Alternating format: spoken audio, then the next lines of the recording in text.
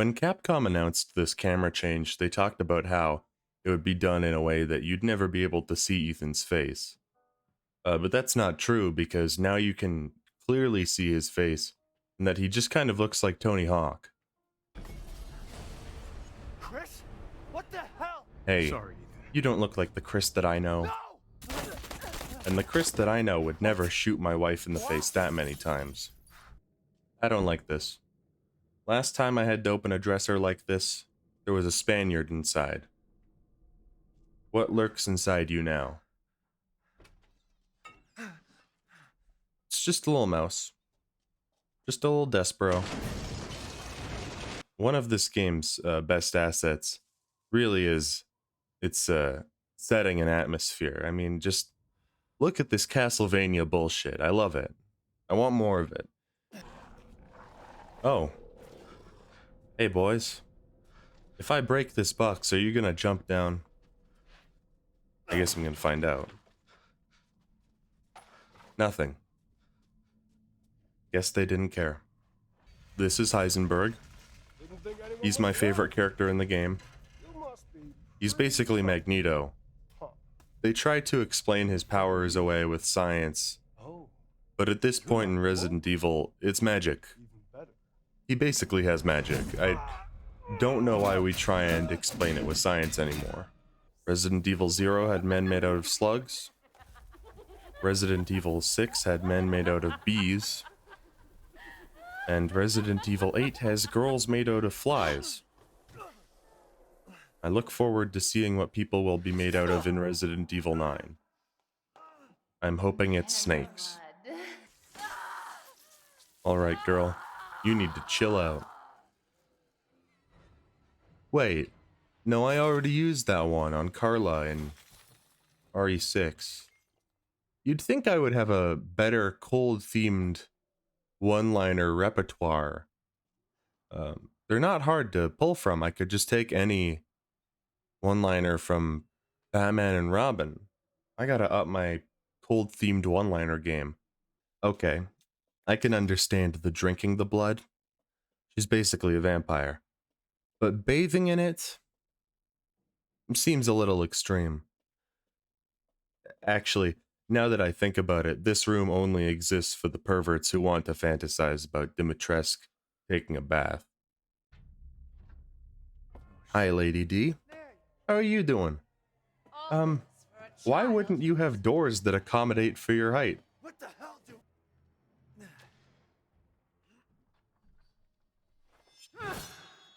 Oh no, I needed that hand. How am I gonna do shadow puppets for my daughter now? I remember going crazy when I first did this puzzle because I thought that you had to input the notes perfectly in sequence. It turns out that you can just slam the keys and eventually you will get it. Easy as pie.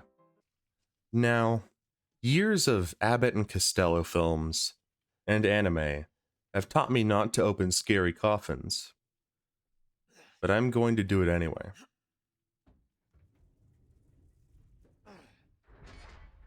It's just some skulls. Why are there multiple skulls? Did multiple heads get put in that coffin? Hey, I'm all for getting bit by a hot goth girl, but save it for another time. I gotta solve some puzzles. And save my daughter. You're the one who's cursed. God. Ethan thinks he's so cool. And his one-liners are just terrible. I love it. To defeat Mother Miranda, you must first defeat the four lords. Gravelord Nito. The Witch of Izalith. Thief the Scaleless. The Four Kings. Oh, wait. That's a different game. Why, you have your daughter right in your own hands. Those What do you say? bastards. They turned my daughter into LCL fluid. Where are those gross noises coming from? Is there a guy in here? Oh, it's just a pig. You all saw that. He attacked me. Clearly self-defense. House Beneviento. Now, my knowledge of the Romantic languages is not what it once was, but I believe that would make this the good coming house. I love that they just take away all of your weapons and go, alright, solve this puzzle and then you can leave. It's a nice section.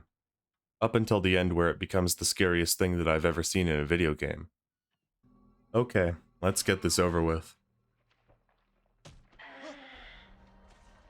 This baby, this goddamn Eraserhead baby, is the worst thing that I have ever seen in a video game.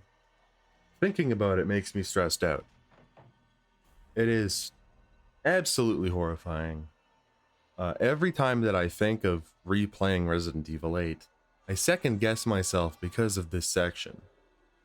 And I love it. It's probably the best part of the game for how effective it is.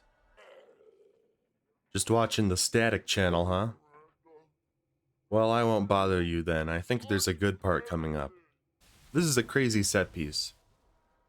It's just like Jonah, a VeggieTales movie.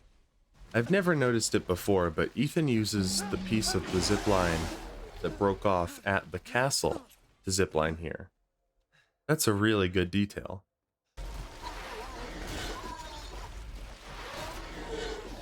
Yeah, sleep with the fishes, you bloodborne fishing hamlet reject. Looking like the radiated fish from The Simpsons. Get out of here. What treasure do we got in here? Yeah, Wolf's Bane. Which I apparently have infinite ammo for. Cool. I don't remember how I got that, but I apparently have it. It was very nice of Heisenberg to leave directions. Otherwise, how would I have known where the giant factory was? Alright, grenade launcher. Why do I have infinite ammo for this? Did I just never buy infinite ammo for the starting weapons when I was playing this originally? What was past me doing? I love the late game dynamic that they throw in here with Heisenberg. That he actually hates his situation and wants to get rid of Miranda too. I wish that you could take him up on his offer and just not use Rose's powers. I feel like we'd be a good tag team. This is a really cool visual, but where did Heisenberg get all of these bodies? Like 20 to 30? That's believable. This is hundreds. I sure do hope that nobody in this conspicuous hallway wakes up and fights me. Huh. I can't believe that none of them woke up. Guess I gotta go through this hallway again. You devil. You scoundrel. You scamp. I knew you were going to do it, and it still got me. What do we have in here? Ball mold. Yeah, if you have that, you should probably see a doctor. I guess my real question is, where is Heisenberg getting funding for all this? I mean, Dimitrescu was a noble and an aristocrat before she got the Kadu placed inside of her. Is he like a general contractor on the side? And when we combine these, we get Heisenberg's hammer, which you don't get to use as a melee weapon for some reason. Real missed opportunity there. It seems so obvious. I respect that whoever designed this fight said, it's not enough that you should have to fight a man with a chainsaw propeller for a head. He should be able to throw out hurricane crossfires too. You killed my wife, you son of a bitch! You think I killed Mia? That wasn't her. It was Miranda. What? Oh, cool. You couldn't have told me that right away. Instead of having me think that you capped my wife during a lovely soup dinner. It was very nice of Heisenberg to make this tank that he can't manipulate for some reason.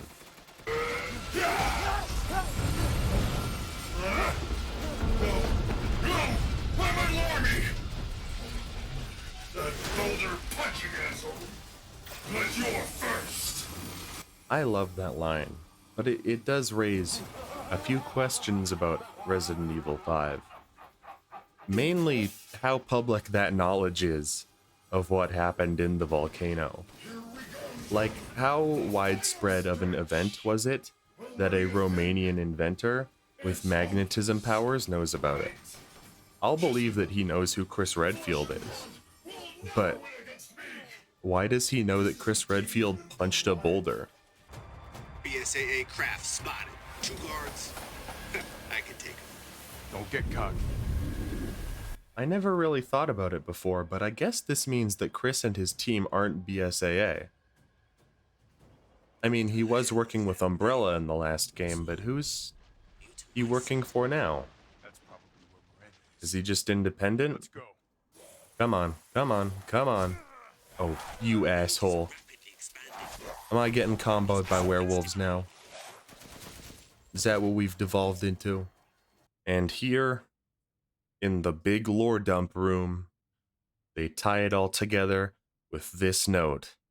Before Umbrella was even started, Spencer met Miranda on a trip through the mountains, and the Umbrella logo is actually a reference to the logo of the Four Lords.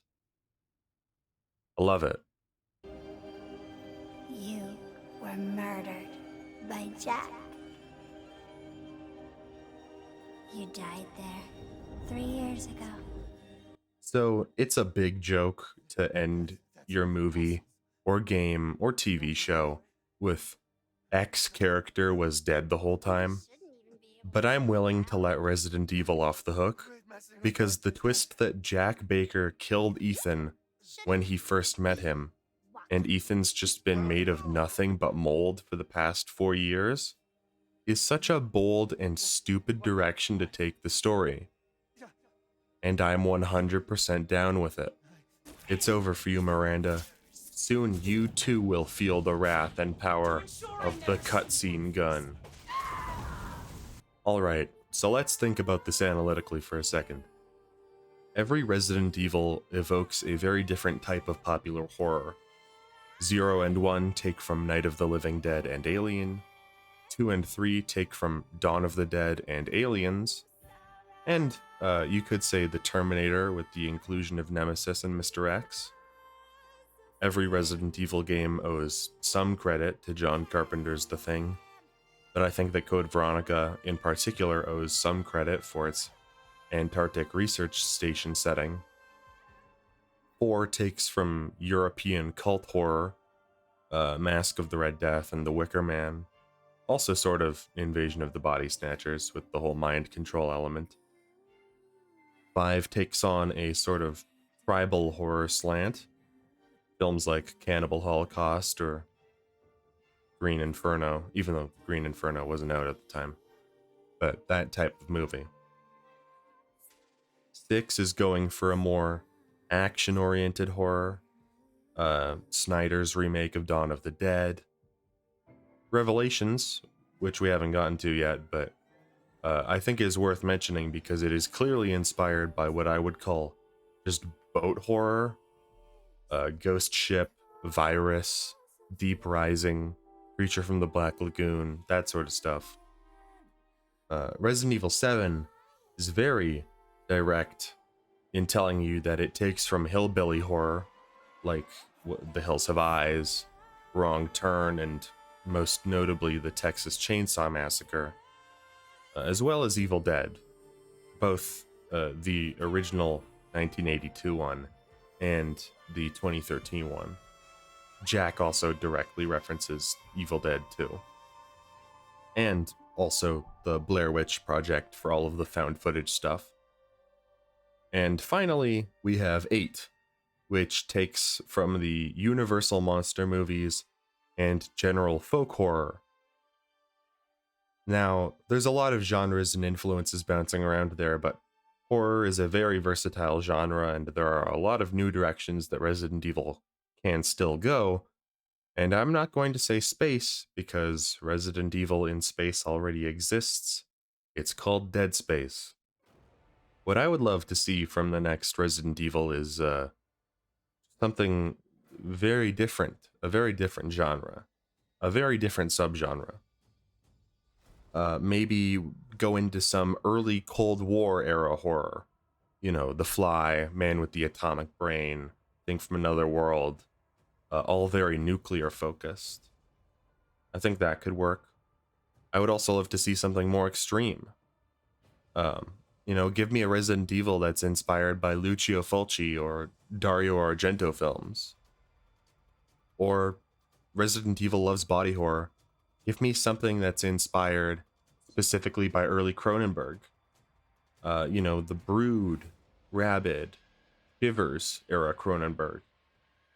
I don't even know how you'd work it into a Resident Evil framework, but I'd love to see a horror game inspired by more experimental Japanese horror from the 60s and 70s, like Jigoku or House. There's still so many directions that Resident Evil can go in. I just really hope that 9 isn't something that we've already seen. Shadows of Rose. This is a DLC campaign. Came out not too long ago, and I haven't played it yet. So I'm quite excited for what lies ahead. Right? Think of it just like walking through somebody else's memories. So this is Inception, I think it's worth but I'm going into the brain of the Megamycete. Alright. This rocks. How do I even do this? Prepare to have your heart stolen, Megamycete. It's dangerous to go alone. Take this gun. Castle Dimitrescu is a really cool environment, but copy and pasting it with a few new puzzles and remixing the items, I don't know, it comes off as kind of lazy to me. I mean, I'll take new content, but there's something about it. Oh, we got another painting puzzle. Can I take these? Hell yeah. Frog painting is definitely something I want in my inventory at all times. Come on, give me an upgrade. A compensator. I didn't know you could fit a pickup truck in a box that small. Did the Duke turn my dead bodies into abstract art? Well, I guess you gotta do something with them. I'm interested to know why the host of the Megamycete appears to be the Duke. I mean, there was clearly a supernatural slant to him in the base game, but here, something's just off. I'm tired of being a freak. I want to have friends. I want to live a normal life without this curse.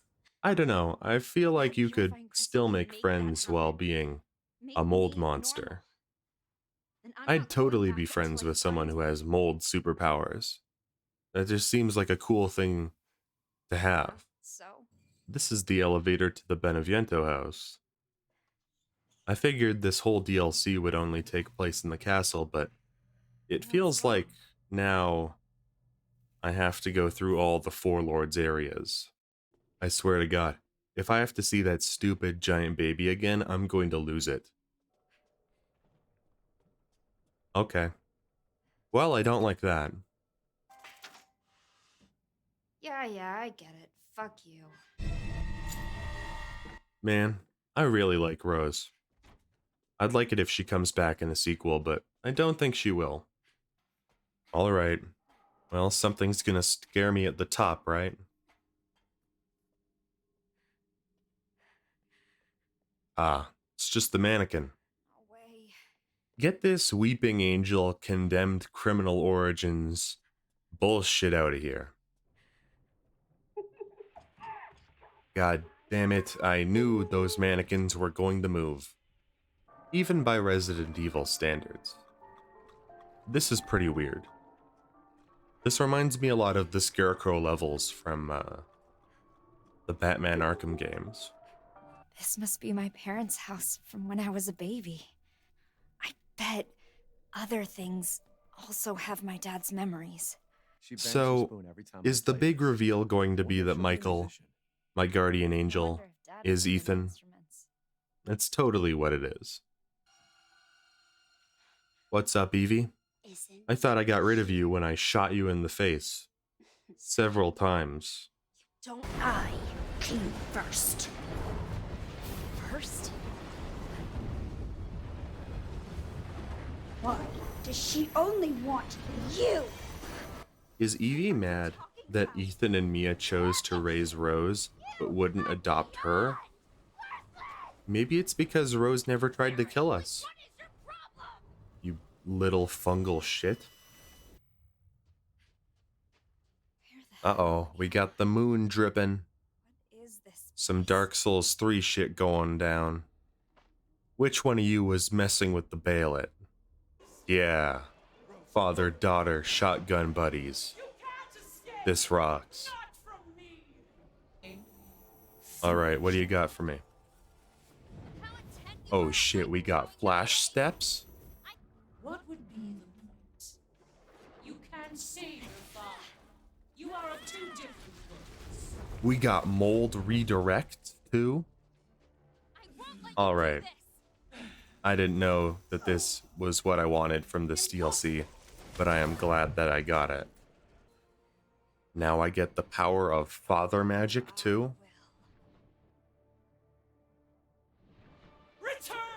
Couldn't mess with a family that can do level 3 supers, Miranda.